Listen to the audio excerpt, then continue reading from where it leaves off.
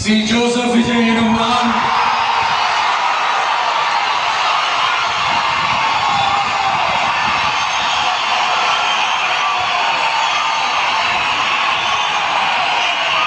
சட்டப்படி அமைக்கப்பெற்ற இந்திய அரசியல் அமைப்பின்பால்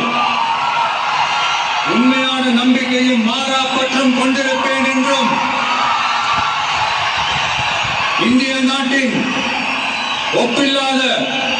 முழு முதல் ஆட்சியையும் ஒருமையையும் நிலைநிறுத்துவேன் என்றும்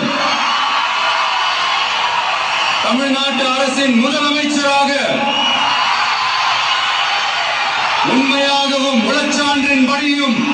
என் கடமைகளை நிறைவேற்றுவேன் என்றும் அரசியல் அமைப்பிற்கும் சட்டத்திற்கும் இணங்க அச்சமும் ஒருதலை சார்பும் இன்றி விருப்பு வெறுப்பை விலக்கி பலதரப்பட்ட மக்கள்